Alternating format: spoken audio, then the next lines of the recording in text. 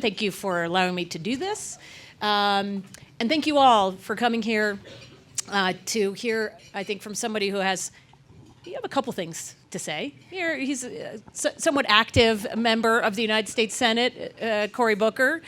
The title of this session was, Can Democrats Get Their Groove Back? And I think in talking to folks in Washington, I know there's been a lot of discussion here. When I go around the country, there is, it seems, an existential crisis within the Democratic Party.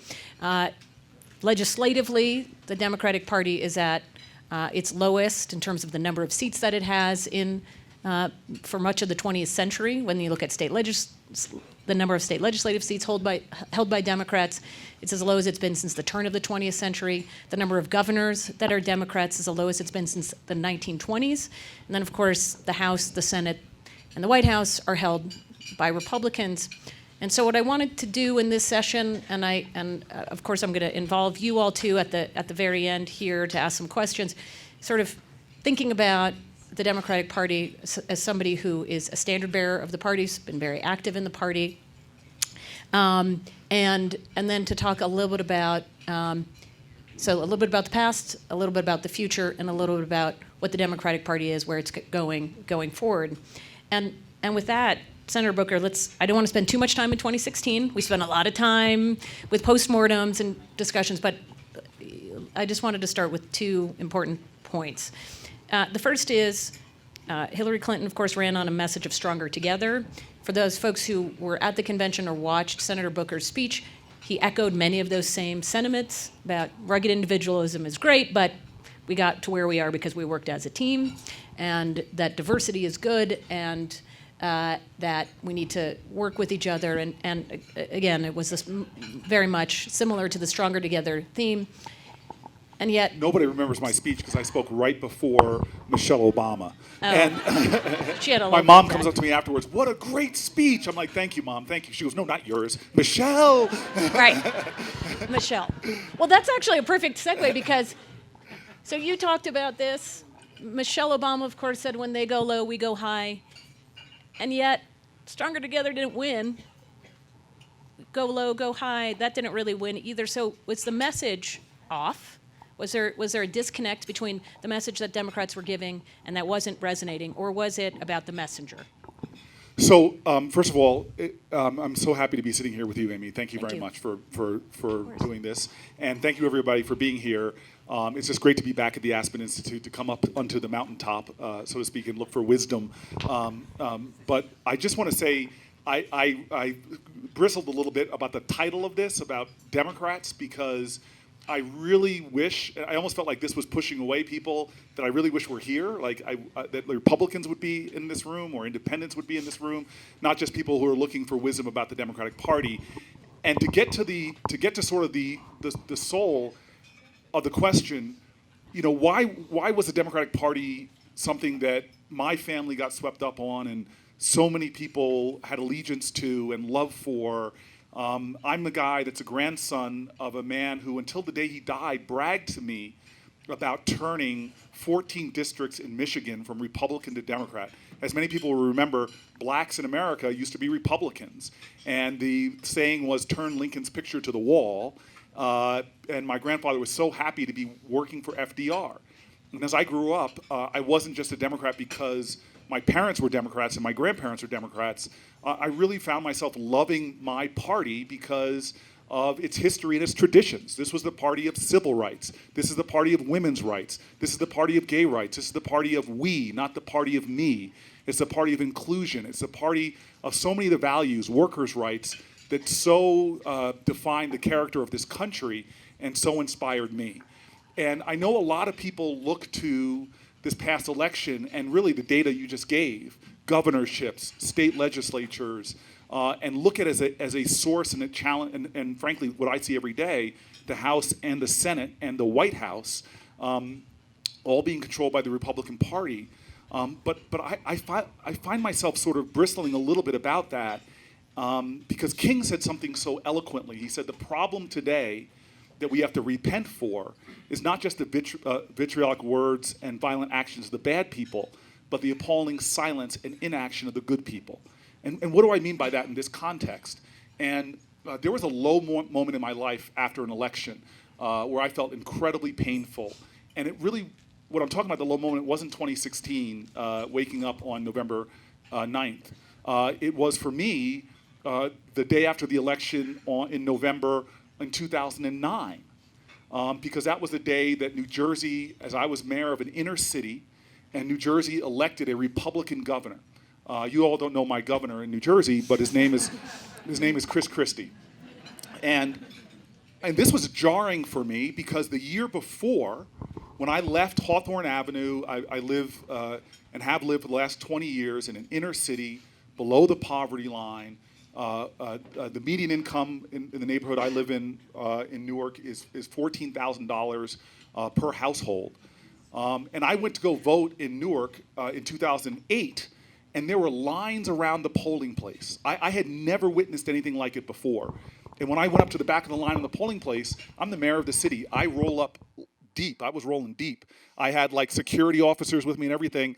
And I know how genteel everybody is here in Aspen, but I'm from Jersey, where we keep it real. And the woman at the end of the line looks at me, and she doesn't say, "Historic day, Mayor, and so nice to see you, Mayor." She looks at me and just angrily sort of looks at me and goes, "Don't you think you're cutting in this line now?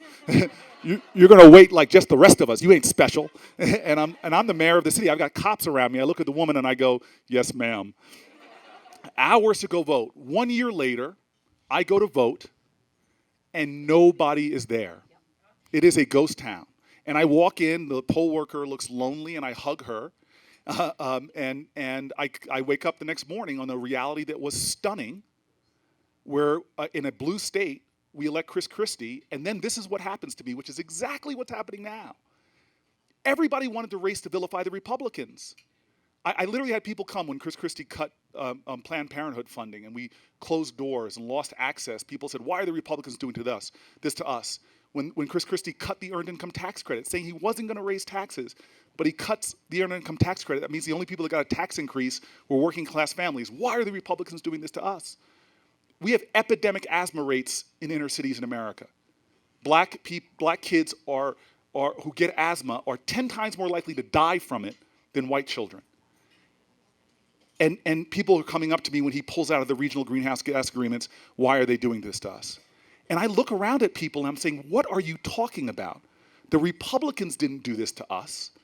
If we had just a fraction of the Obama turnout, a fraction, we would have won that election and we wouldn't be enduring this reality. So it's this moment where everybody's talking about the Republicans and the Republicans and the Republicans, what I'm really looking at is we as Democrats, and frankly, I at a time in America where I think we look too much at party lens, because I think that we have so much more in common than we do that divides us.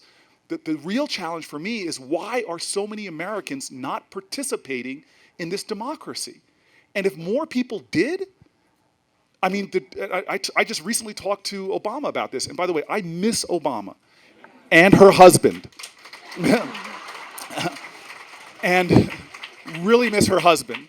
And I was sitting down with her husband, and we were just talking about the fact, that this is a president, and he was saying that this was a point where he was writing about this in his book, in the difference between the 2012 turnout of Democrats. Forget the Republican Party. Everybody talked about the red wave that swept over America in 2014, where we lost the Senate. God, what was this red wave? What was this red wave? And I'm like, and the data just disproves that. There were about 9 million less Republicans that voted between the general election, the presidential election in 2012, and the midterms. But something like 40 million less Democrats came out to vote. So as much as you want to say right now as a result of some kind of red wave or focus in on all that stuff, to me the biggest crisis in this country is a lack of democratic engagement. I do want Democrats to do better, but my biggest concern is, I know if more Americans were participating, engaging, I know that we have this horrible ignorance of one another's suffering. We literally have a common pain in this country, but we're lacking a common purpose.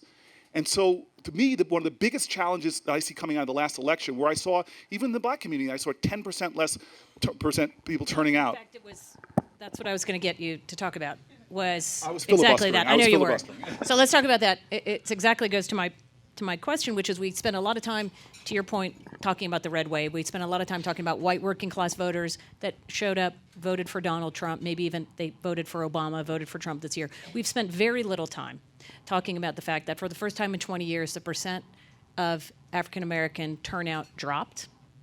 Dropped It dramatically. But the it swing also, states. what we've seen for the last 20 years, it was consistently rising, and then for the first time it dropped. There were articles before the election about the most powerful voting bloc in America because they were voting Yep. way above was black what women. happened, and also Latino turnout did not increase. Asian American turnout did not increase. So is the Obama coalition just the Obama coalition? It's not the Democratic coalition? Where were those voters, and how do you engage those voters going forward? What were they not getting? So I think that whether it's again that this idea, and I want to keep saying this, common pain, but somehow we don't feel like we have a common sense of purpose in this country. And I think that all of us are beginning to feel, and this is something that I think President Trump so exploited, which was the pain that people, the legitimate pain that people were feeling.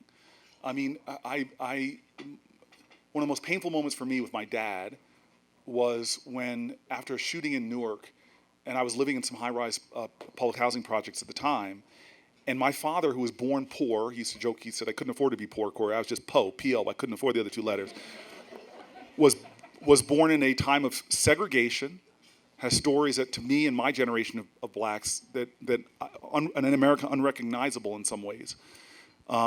He was born to a single mom, and he says to me, he goes, Cory, I worry that in this country, this is a man now whose his generation, civil rights generation, is handing it over to my generation, the hip hop generation or the X generation. And he says to me, I really worry that a black kid born just like me today, born poor to a single mom, in a segregated environment, and we still have segregation, rampant segregation in America. It's just de facto, not de jure. And he says, I worry that a kid born today just like me would have been better off if he was born in 1936 than if he was born today. Now, I'm a data guy, and when I was mayor, I used to say, God we trust, but everybody else bring me data. But when I look at the data, in some ways my father's wrong with African Americans, but in many ways he's right. When he was growing up, 1 out of every 3 black kids was not, unless we change something, going to go to prison. When he was growing up, the leading cause of death for young black boys was not murder. When he was growing up, believe this, social mobility in our country was rising compared to other countries, and now it's declining. I say that about black Americans, but I'm telling you, my generation, this is the shame of my generation, the first time we've had 20, 30 years of stagnant wages. My generation inherited from our grandparents the best infrastructure on the planet Earth. Now one of the biggest complaints I get into New Jersey is just rail traffic into New York. You could have moved between the Northeast Corridor, between Boston and Washington, D.C. In the 1960s, those trains moved 30 minutes faster than they do now. We are a nation that had the best education system, K through 12, K through college on the planet Earth.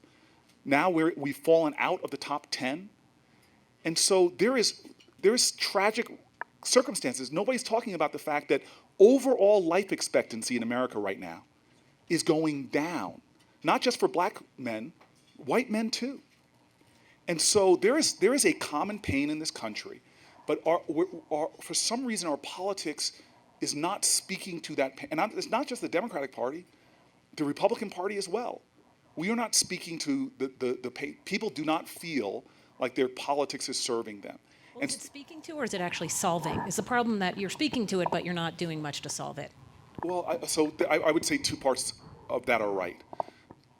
The first part is that we do have a sclerosis in Washington, that there is and I was a mayor, and I seared through partisanship. For me, and this is why I still live where I live right now, in a community rich with spirit, rich with character, but I think the only senator that lives in an inner city below the poverty line, because every day I'm reminded with the urgencies of this country, the unfinished business of this country. And yeah, when I walk outside every day, I get angry and get ready to get on the train to Washington that we're not getting stuff done. And when I was mayor, I didn't care about partisanship. I was just trying to serve poor people. And we found pragmatic ways in Newark to move the bar on education. You worked with Governor Christie. I worked with Governor Christie. I worked with the Manhattan Institute. I found if this was going to move things for poor Americans, in my city, 85% Black and Latino, I didn't care who you were. If you could make things better, I was going to work with you. And if you were trying to hurt my communities, because me and Chris Christie had a whole lot of fights, I was going to work against you. And so in Washington, somehow, when I know there's so much common ground, especially when you look at, going back to the data, the World Economic Forum keeps data on competitiveness of democracies, what helps democracies, economies grow, and what hurts them.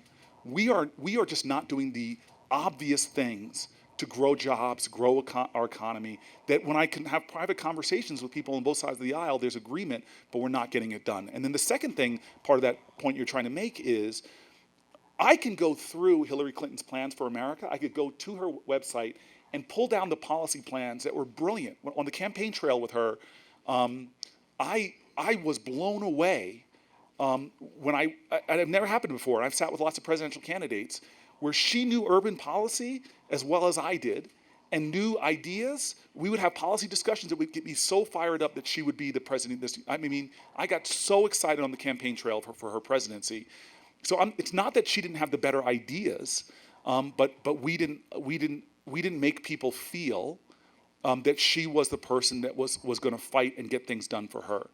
And so again, my frustration right now is not necessarily simply with Washington. It's how can we as a country get back to this understanding of a common sense of purpose. Forget parties for a second, that we're all in this together, that we belong to each other, that we have to work together, because we are in a generational crisis right now where this is the first generation of Americans, by the data, that's not going to do better than their parents did. What's the political incentive, though, in Washington for you to cross the aisle? So, for example, if President Trump came to you right now and said, I would like to work with you on X, Y, and Z issues. If you said yes, what kind of blowback would you get from your own party and constituency? And number one. And number two, do you believe that there is a hunger, a capacity for that kind of outreach, either from you to the White House or the White House to you? So, I mean, President Trump is, and we could spend the whole rest of this time talking about him, but I just want to put him aside for a second, because I don't want to wrap myself around that axle, because look, you had Chuck Schumer literally saying in the first days after his presidency, we will work with you on these issues, and there has been no outreach. The thought of me getting a call from President Trump saying anything but, I heard you talking about me on MSNBC, Cory, it was after my convention speech, he made me feel really good, because he had basically insulted pretty much every senator from John McCain to Elizabeth Warren, but he hadn't tweeted about me yet. And it wasn't until after my convention speech, that I was like, yes, he sent me a mean tweet. But this is how I greeted him. Chris Cuomo on the next morning on MSNBC said, "What do you have on CNN? What do you have to say to him?" And I said, "What do I have to say to him after that mean tweet? I have to say I love you. I don't want you to be my president, but I'm not going to let you contort me to the point where I respond to you hate with hate or darkness with darkness."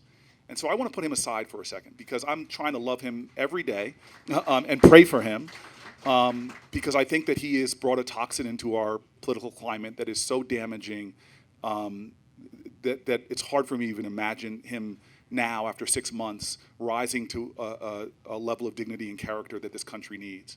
But I will say this. The biggest darkness, the biggest sin of this country right now, the biggest cancer in this country is one that people don't talk about every day, but it's something that we have to find a bipartisan approach to. And I cannot impress upon this room enough that if there's anything that is eroding our democracy right now more, and an affront to our character and to the values which we swear, that literally, I just came back from traveling in Eastern Europe, people look at me and wonder about our human rights violations in this area. It is the awful, sinful cancer of our criminal justice system. And it affects every element of our society. So we're here talking about democracies. Well, there are people who have done things that 2 of the last 3 presidents did, but they can't vote for the rest of their lives. In Florida, 1 out of 5 black people cannot vote. At swing state, 1 out of 5 black people, approaching 1 out of 4, I just saw some data, because of felony disenfranchisement, for doing things that Congress people have done and joked about cavalierly. We are a country that puts children, right now as we sit here comfortably, there are children who have been in jail for over a year waiting for a trial and are being tortured. That's what other countries call what we do to children, putting them in solitary confinement. We have a nation that treats you better if you are rich and guilty than poor and innocent, and a criminal justice system that is full of the most vulnerable people on our planet, the mentally ill, the drug addicted, the poor, and outrageously disproportionately people of color. We have more people under more blacks under criminal supervision now than all the slaves in 1865. And so what Jim Crow couldn't do, our criminal justice system is doing right now. And it affects poverty. We'd have 20% less poverty in America, 20% less poverty in America if we had criminal incarceration rates the same as our industrial peers. Why? Because when people come out of prison for doing nonviolent drug offenses that senators could have done, that presidents have done, we say to them, the ABA says 40,000 collateral consequences. You can't get a Pell Grant. You can't get a loan from a bank. You can't get a job. You can't get food stamps. You can't get public housing. It drives families into poverty like most folks wouldn't understand. And the last thing I'll say about this, which enrages me, and this is what I had a conversation with just when I was overseas, when people were talking about those, we were talking about the comments that high-level political officials have said, that they travel around the country, they come home to our airports and they look like developing nations. We have shocked the planet Earth while our critical infrastructures have been crumbling. But the one area we have shocked humanity, because no one in humanity's history has ever done what we've done.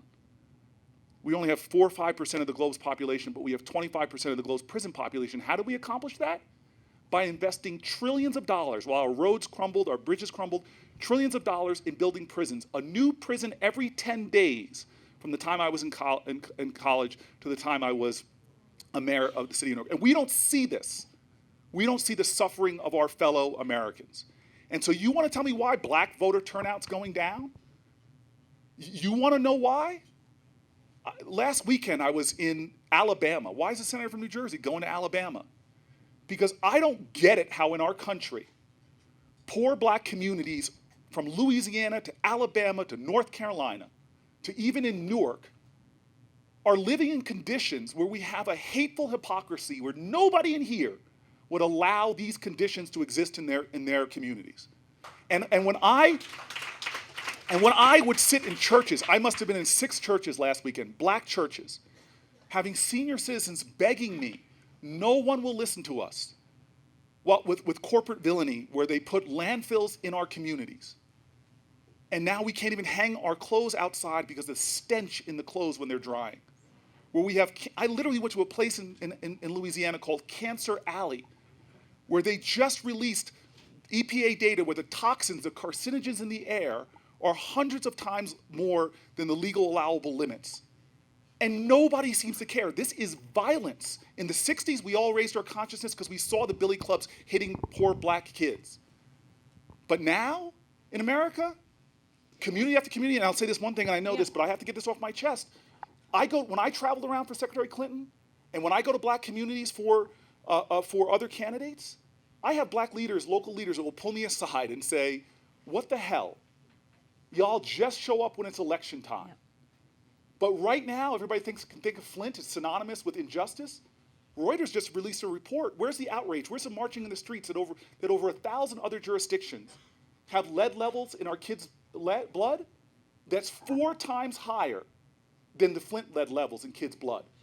When I was mayor of Newark, we wanted to create urban gardens to deal with food deserts and to give guys, formerly incarcerated people, jobs.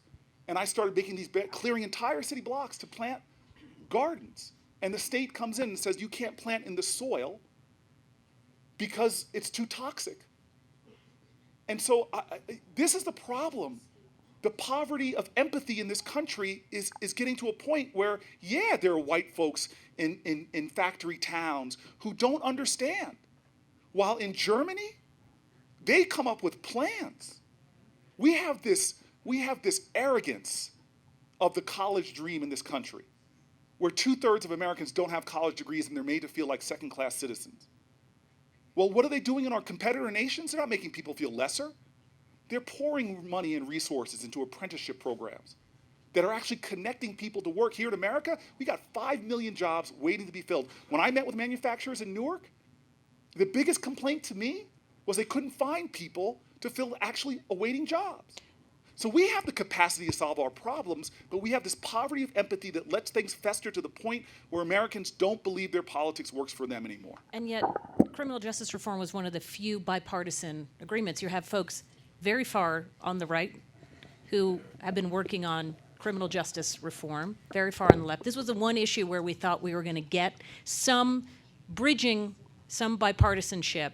Where are we in that? And why can't it happen if you have the Koch brothers and their political organization agreeing that this is a crisis and liberals agreeing this is a crisis? Where is the solution? Why can't it happen? So there's two quick answers to that. One is, so I'm a mayor that is now a senator, and there I can go to criminal justice reform. I can tell you a lot of other bipartisan areas that I've been able to find to work, and frankly, have gotten bills passed with Republicans.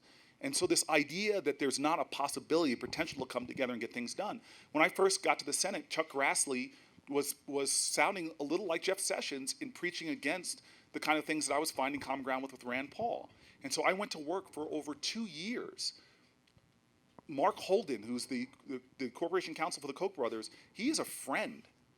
I think the dark money that the Koch brothers pour into the system is insidious. The things that they're fighting for are insidious, many of them, but we found common ground on criminal justice reform. I had Grover Norquist in my office. I had Newt Gingrich in my office. And so we got a bill done. We got it out of committee. And it didn't get to the floor. And why is that? Well, most people seem to think that all the things that empowered me to get to Washington, and when I say that, it's not just the amazing people of the state of New Jersey, Jersey in the House. It's not just the amazing people in the state of New Jersey. The other thing got me to why am I the 4th elected African American in the history of the United States since Reconstruction? Well, I'm very conscious when I walk onto that Senate floor that a whole lot of activism had to happen, and engagement had to happen. Now, do you think that when they were shutting down civil rights amendment after civil rights amendment after civil rights amendment, do you think Strom Thurmond, who has the longest filibuster in American history against American history period, and it was sort of a racist rant, in my opinion, against the civil rights bill. Do you think one day him and other Republicans and Democrats in the Senate suddenly said, well, let's have the civil rights bill. We've now changed our minds. No. It was people who understood that real change never comes from Washington. It has to come to Washington. And so power concedes nothing without a demand. And so my thing is, if the American public, and I'm telling you this, come to me to prisons. I was 3 weeks ago, I was in a federal prison in Connecticut, asked the warden, it was a women's lockup. I looked at this warden, tough woman of a women's incarceration. I asked her, how many of the women here are victims of sexual violence, are victims of sexual assault? And she looks at me, this incredible leader, this warden, and she looks at me and she goes, Cory, about 95%. And so I've already told you how bad the systems are, but yet we don't have people who are lining up to call Congress people and senators demanding that they do something about this moral outrage. And so, yeah, we didn't get gun legislation passed in the Senate. We fell short by 1 vote, and it was horrible. And if you live, there was a wonderful, wonderful moment, and I'm not talking about the hideous, hateful moment where a congressperson was shot and others. Horrible, tragic moment. But what I thought was great is that America stopped. It paid attention. A shooting in America, and everybody stopped. CNN, Fox, running it, wall-to-wall coverage. I thought that was great. But on my block in Newark, in about a week before that, there was a guy shot across the street from where I live. Right now, while we're sitting here comfortably, 30 people will be murdered, more than 100 people shot by gun violence in this country. You think CNN gives a damn? Because most of all, it's people in communities like mine. And so we failed on a couple gun votes, which is horrific. But are we going to give up? Did they give up for workers' rights, civil rights? Did the suffragettes give up when the equal rights to vote failed? No. And so that's why I keep saying, if we cast our issues in terms of right and left, Republican and Democrat, no. These are American issues. And to me, this understanding, here we are on the verge of the 4th of July, and I hope that we don't just celebrate with fireworks and... We can't celebrate with fireworks here because there's a fire issue. Yeah, but good idea. Okay, sorry. There's been not enough rain. No. I hope we actually celebrate by getting back in touch with, when you say that jokingly, in Newark, one of the toughest things for me when I realized as a city council person was the calls I would get to my office, because there would be so many mothers that when their kids hear fireworks go off, people are diving for cover. It's a whole different consciousness of our neighbors in this country. We've lost our ability to see each other. But my point about our founding ideals is this: I hope we reflect on the fact, number one, our founders in their genius were profoundly imperfect human beings. I mean, the documents reek with the bigotry and hatred of our time. Native Americans in the Declaration of Independence are referred as savages. Women aren't referred to it at all. Stokely Carmichael used to always say, "Constitute, constitute." I can only say 3/5 of the word.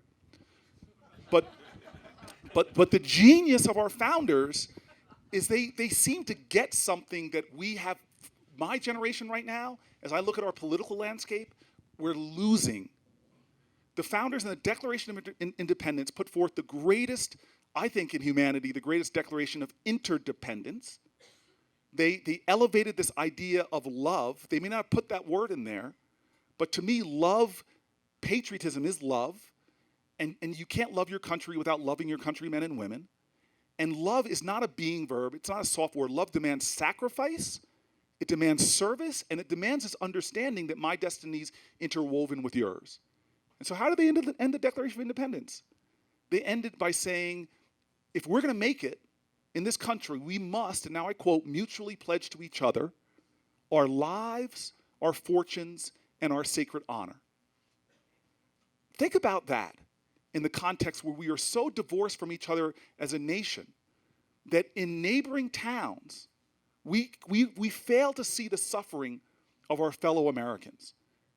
Think about it for a second when we think about this even in a political context. That's why I refuse, as much as Donald Trump will demean and degrade others, I refuse to sink so low as to hate him. In fact, I tell this all the time. My lowest moment, one of my lowest moments in the last presidential election, but wasn't just the mean and vicious words of Donald Trump.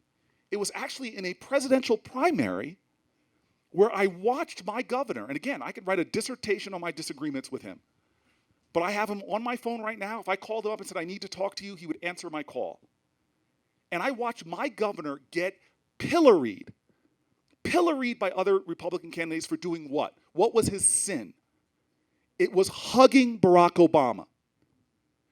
And when was that hug happening? It was after a natural disaster in which many people died. I lost 3 lives in Newark.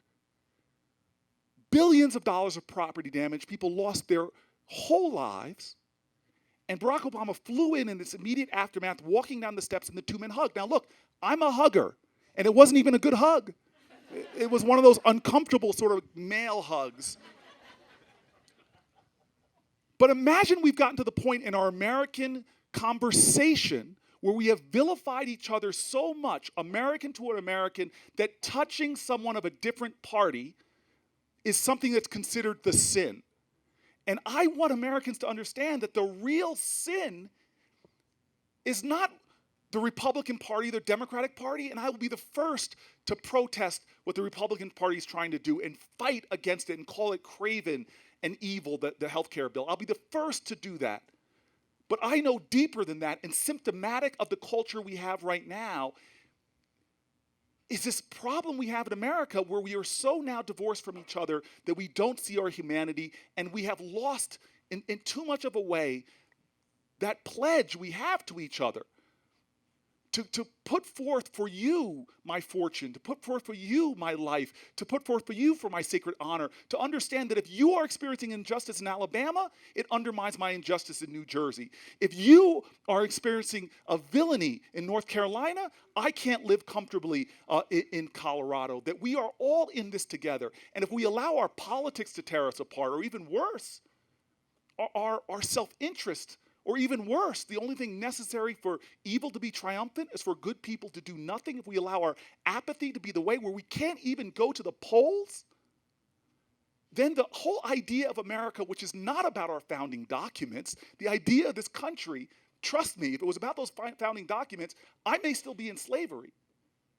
The truth of this country has been the spirit of America has lived in the hearts of Americans who, even if it wasn't in their interest, they still left Iowa and joined King to march. Goodman and Cheney and Schwerner, Jews and Christians willing to die together for my right to vote. That's what the spirit of this country is about, that we right now seem to be losing. Thank you. I want to leave enough time for questions. I have a lot more. I can't let you go to questions without at least getting one sort of newsy nugget in. Talk to us a little bit about the healthcare bill that's going through right now. You all recessed for the holiday. There's nothing there. Tell us what you think at the end of the day. Are we going to see something come out of the Senate? I realize that, number one, are we going to see anything? Number two, there is still talk that maybe, just maybe, if things fall apart among Republicans, that they're going to come and look to Democrats to try to put a bipartisan solution together. So what do you think about both of those? Yeah, so first of all, I want to start on that last note. Think about where we are right now. If these ideas of this outrageous thought that we're going to repeal Obamacare and replace it with something, imagine if we all came together and said, Obamacare did some things that we all should celebrate. Individual bankruptcies in America have gone down 50%. The number one reason for individual bankruptcy in the past was not being able to afford your medical bills. I can tell you stories, because thousands of them fill my inboxes in my Newark office, in my Camden office, in my Washington, D.C. office, about people who tell me gut-wrenching stories. I sat in a Jersey diner. Why? Because we love to sit in diners in Jersey, with a guy telling me just the fact that parity between mental health care and physical, what we think of as physical health care, was put as part of the essential benefits. A man was telling me I suddenly could get medication, afford to take my medication that has changed my life. I'm working now and the like. We can go through all the benefits, but we all know that this bill has things that need to be improved. If we just focused on those things, that would be great. Now, I have some radical ideas, like single payer, that I think would create a lot more efficiencies in our system and drive down the cost of healthcare. But that's the end that is really worthy of talking about, that of people coming together and saying, let's keep what's working and just try to figure out what we could do to fix it, like we've done with Medicare and Medicaid in the past, fixing these so-called entitlements. But I just want to tell you the bad news right now. This is Mitch McConnell's ball. We are playing defense. And he is, and I can say this because I am no fan of the Patriots, Giants all the way, but he is the Tom, thank you very much, the Tisch family sitting over here. He is Tom Brady right now in a drive with 2 minutes on the clock. And many people who've bet against Tom Brady's ability to get the ball across the goal line have, including me, afterwards I've dropped into a ball of tears watching that man who deflates footballs, make it into the end zone. So that's where we are right now. We are making a goal line stand, which reminds me of the most amazing thing. This is what I love about America, is when our backs are against the wall and we're in our darkest periods, we often see the best of who we are.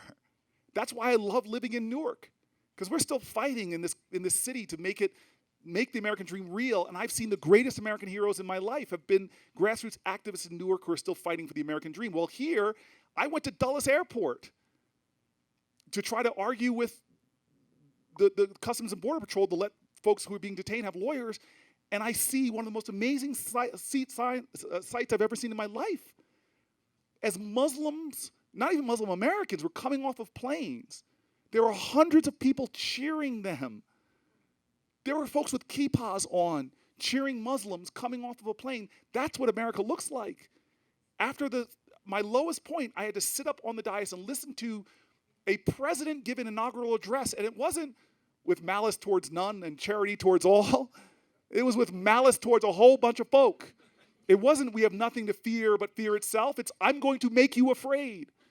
And I literally had a pounding headache after sitting up there listening to him.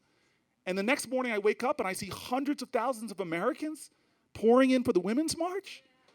So this is our goal line stand again.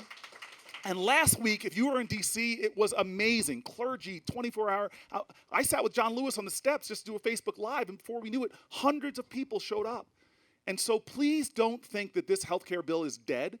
Give Mitch McConnell the advantage and fight like you have everything you have to kill this healthcare bill. So potentially we can get to the point that you're talking about where wiser minds, and they're there on both sides of the aisle. I mean, you hear it now, people saying, how could we have a bill that is the biggest rollback of Medicaid, which half of our children are born using Medicaid, over 60% of the seniors in long-term care are relying on Medicaid, veterans and people trying to struggle with the opioid crisis rely on Medicaid. And we're slashing all that, and hiding there in plain sight is to give a tax break to the wealthiest amongst us. There's nothing more anti-American or craven than that.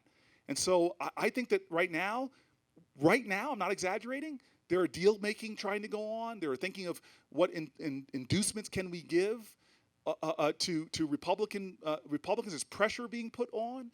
And so the only thing I know how to combat that is that we've got to be the pressure. As they're trying to rally votes, we've got to rally people. As they try to twist folks' arms, we got to get folks to wake up, because this is going to be one of the most consequential 3 weeks in American history, at least in my generation.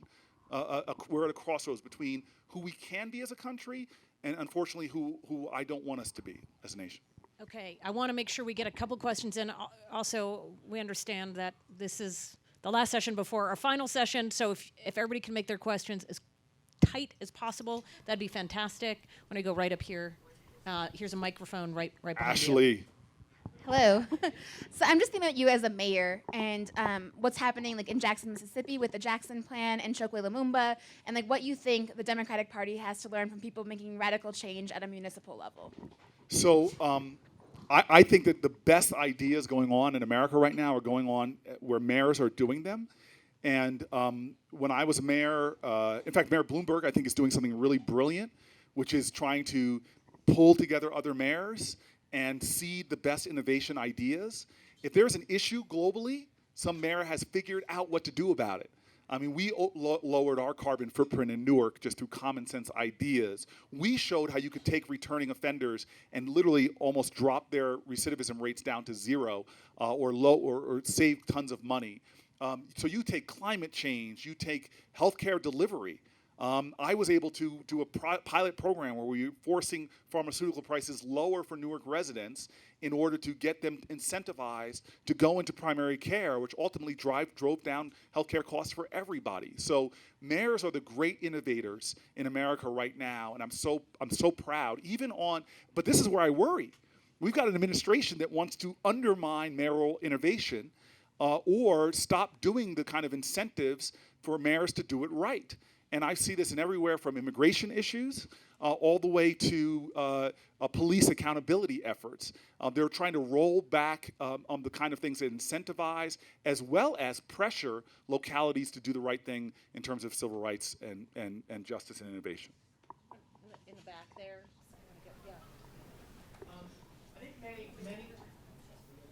I think many are probably frustrated by Mitch McConnell, Chuck Schumer, and by extension Nancy Pelosi, and the leadership in the Republican Party in the House as well. You referenced that Schumer gave a list at the beginning that are things that he'd be willing to work with the president on. Why do members of Congress not demand more from their leaders to work on things that they don't agree on and to bridge more gaps? again, I'm going to tell you that the most important thing to get people to work together, and I saw this with the opioid crisis, is when people engage in pressuring their people to say, you find solutions on this. It is so easy. And again, I can write a dissertation and spend a long time explaining to you all the dysfunction in Washington that brings about the irrationality. But what I just want to push back on a little bit is this idea that something is going to change without me changing. So I understand that, and trust me, Mitch McConnell's got the ball. He's the leader. He controls the floor and what comes to the floor. And I've had moments where I probably have, one of my easiest layup bills, I got a bicameral, bipartisan bill on doing something that corporate America has already started to do, which is just saying, hey, if a person comes home from prison and they're applying for a job, don't make them check a box at the beginning of the employment process that says that they have a nonviolent drug offense for doing the same things two of the last presidents did. Wait until the end of the time when you offer a conditional offer, then they have to disclose the past criminal conviction. And what it does is it drives up employment rates for formerly incarcerated. Well, the number one employer in the country is the federal government and the federal contractors.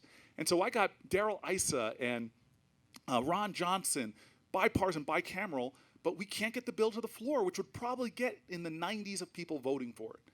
And I can tell you a lot of things about the dysfunction in the Senate that will not allow that bill to the floor. But I know one thing, if more Americans were calling up and demanding that we do something about getting people hired in this country, pick your issue, more would get done. And that's the problem. I say this everywhere I go. I tell people, never allow your inability to do everything to undermine your determination to do something in the cause of this country. And before you talk about an issue in Washington, first ask yourself, what one thing am I doing different than last year to try to push this issue forward? Because Alice Walker said it, the most common way people give up their power is not realizing they have it in the first place. And so all I say is, if you don't like the dysfunction in Washington, what are you doing about the corrosive effects of money in politics? Have you joined an organization that's doing something about it? What about the way that Congress, most people get reelected because of the way we draw our district lines? It's horrible. Are you going to join me in condemning it, or will you join others in actually doing something about it? So that's my hope, is if everybody leaves here today and just remembers the 10 two-letter words that were taught to me that are being evidenced by lots of people in this room, because lots of activists are here, were taught to me as a young activist in Newark, the 10 two-letter words about the world, because I always say this, if there's a problem out there, you have two choices: to accept it as it is, or take personal responsibility for changing it. And those 10 two-letter words are, if it is to be, it's up to me. Leave here and do something about the issue you're complaining about in Washington. Think to yourself, what could I be doing? Even if it's just calling up Mitch McConnell's office and telling him how you feel by not letting my bill get to the floor. Thank you.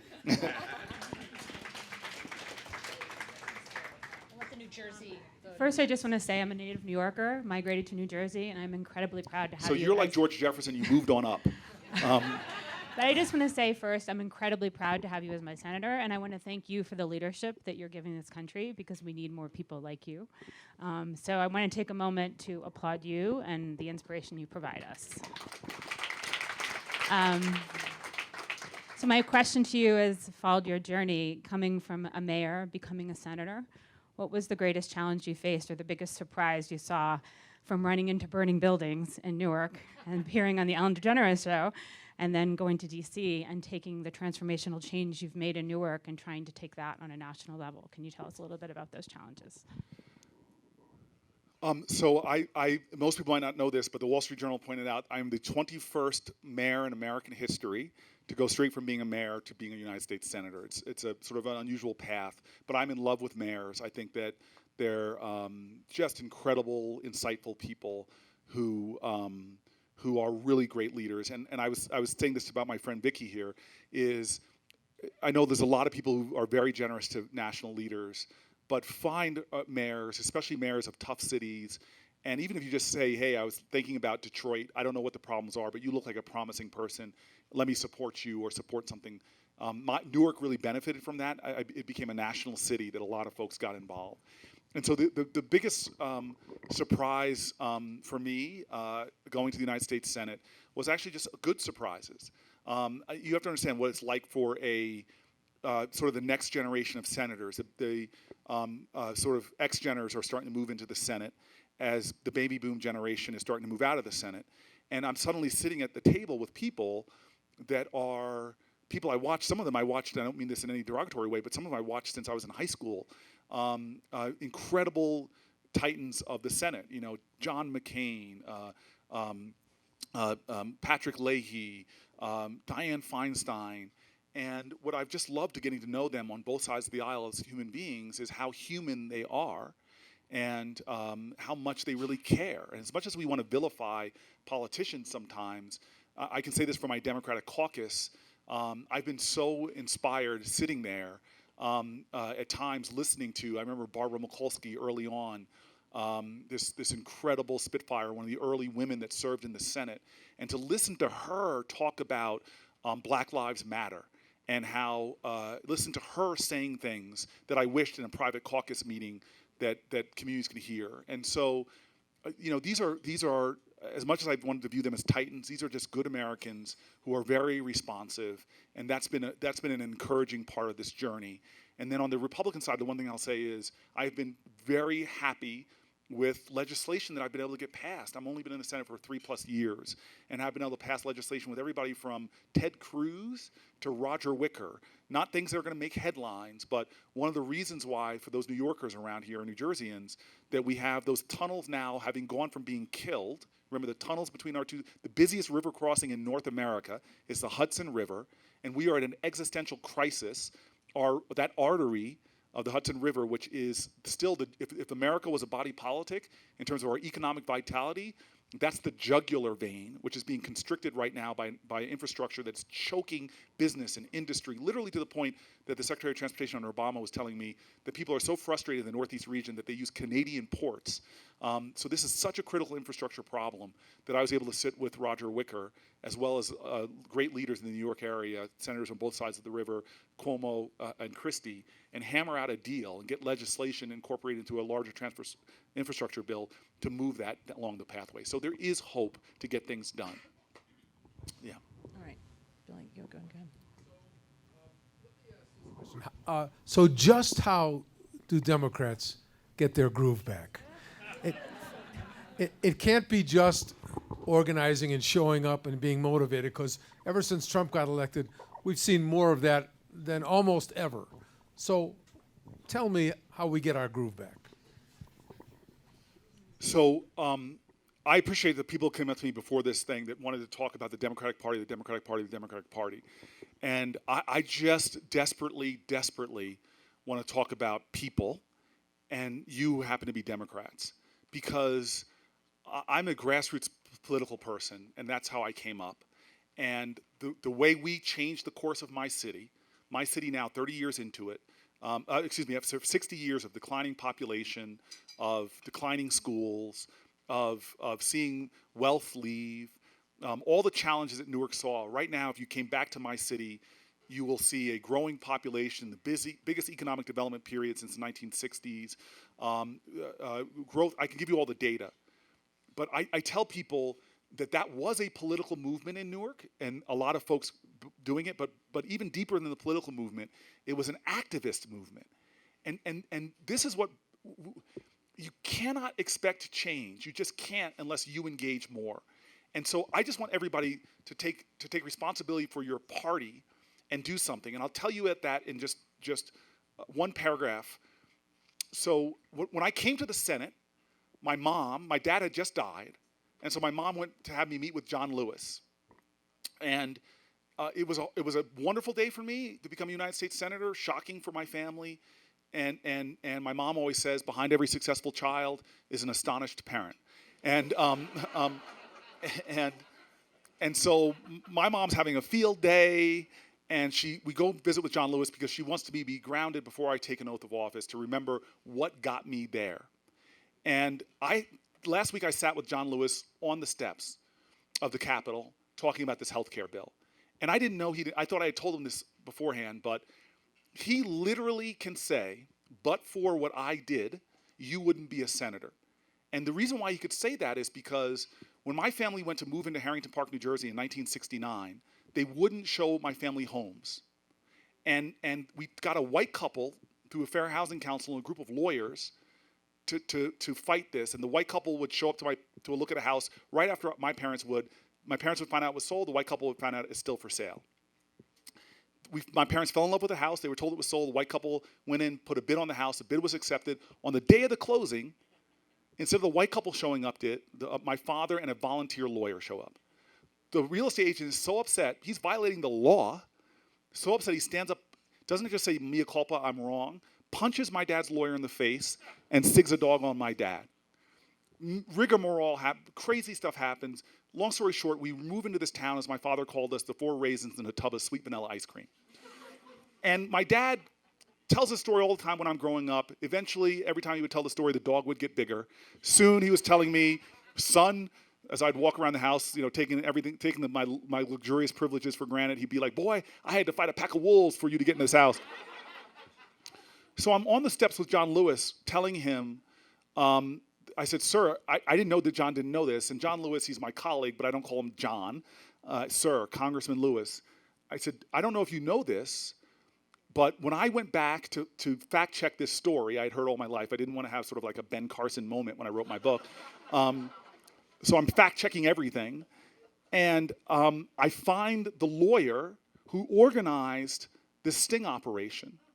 And I ask him why, as a white guy who just started, anybody who's done a startup, he just started his law firm, was busy as heck, had family at home, was just struggling to make ends meet and keep the doors of his law firm open.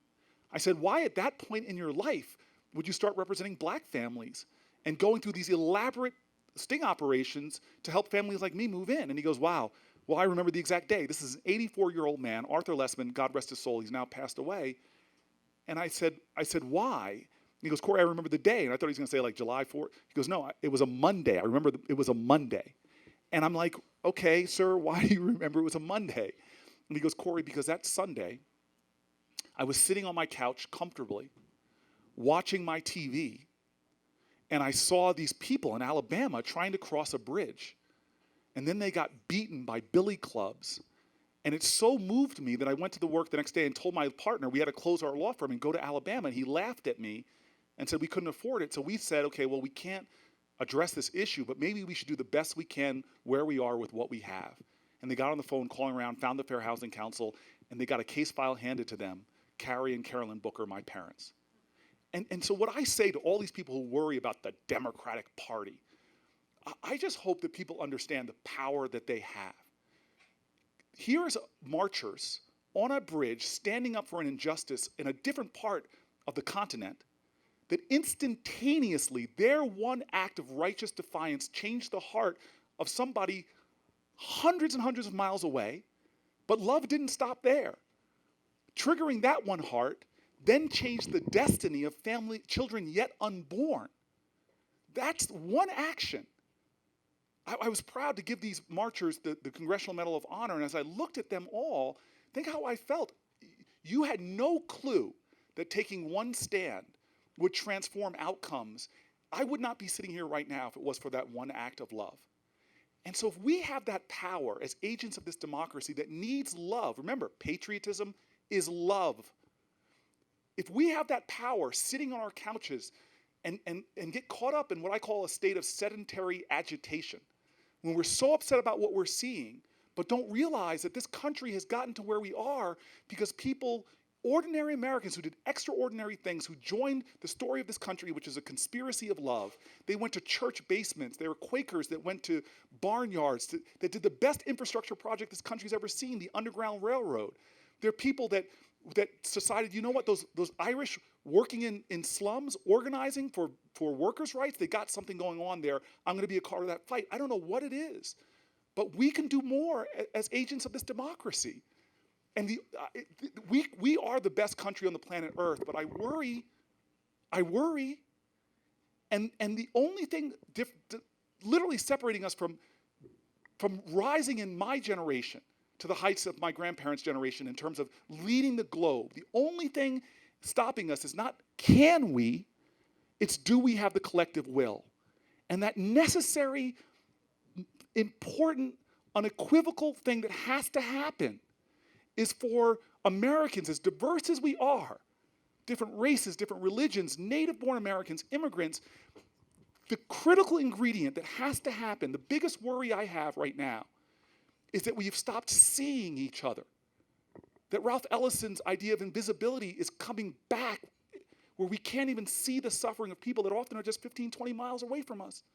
That we've somehow forgotten that we are all in this together, that the very hallmark of our country, e pluribus unum, is something nice that we see printed around the country, but we're not living it by thinking to ourselves, what is my one act of love going to be today? Because I'm telling you this, the biggest thing you can do in any day, is most often going to be a small act of love, of decency, of defiance, in the service of someone that's not you or your family.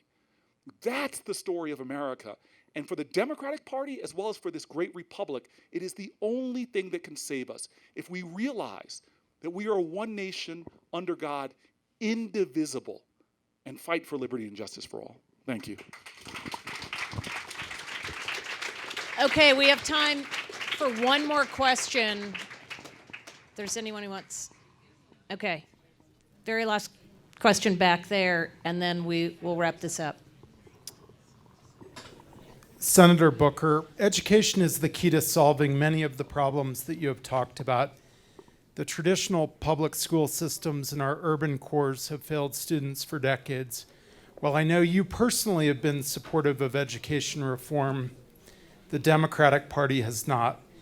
So how can the Democratic Party get on the right side of this issue and lead on it? So I bristle at that characterization of the Democratic Party.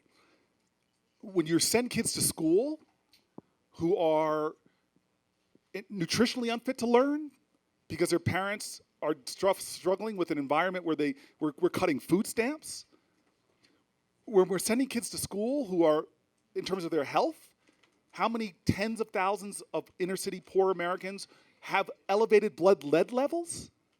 When you send kids to school that are emotionally traumatized because we can't stop gunshots, when you're sending kids to school whose parents are routinely caught in the worst, in a trap that no other industrialized country is. My friend Natasha Laurel, people call her Mama Tasha because she's so great. She works at an IHOP, and when her son has asthma and is rushed to the hospital, she has to decide whether to leave the place of work and not get paid sick leave. And so she stresses over leaving and not being able to meet rent and going to see her child.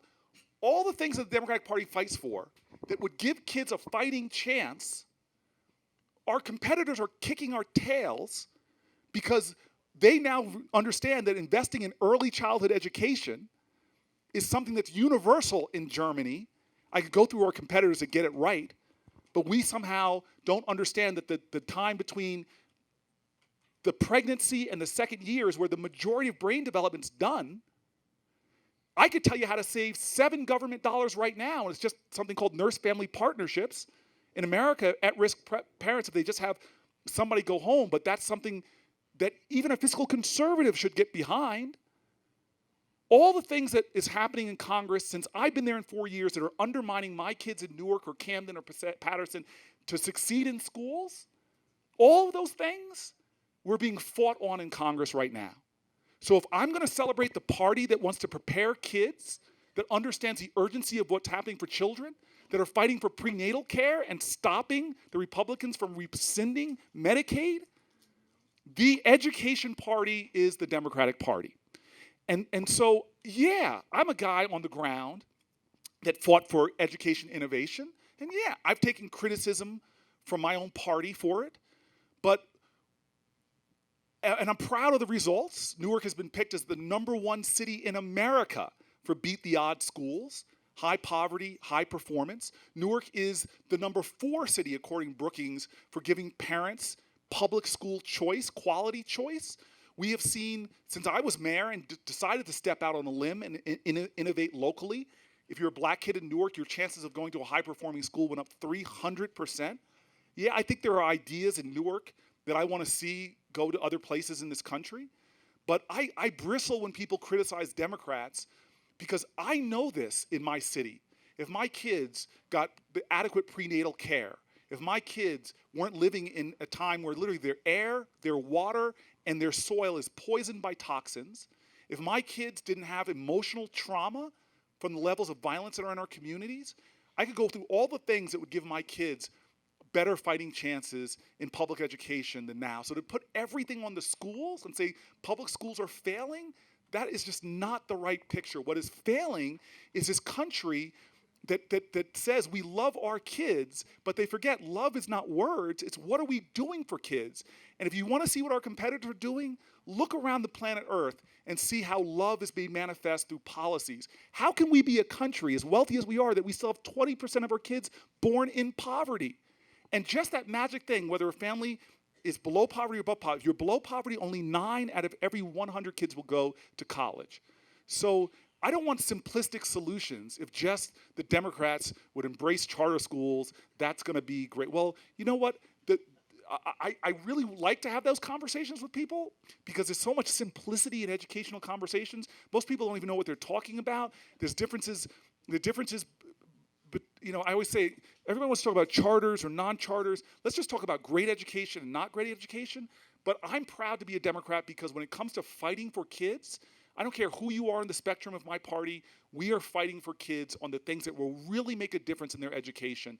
And I hope that we as a country can catch up to our economic competitors who understand that the most valuable natural resource in a global knowledge-based economy, the most valuable natural resource on the planet Earth is not oil or gas or coal. It's the genius of our children. And the record in America right now for cultivating that genius, because remember, genius is equally distributed in America. There's as many geniuses being born in Camden, New Jersey, as in Beverly Hills, California.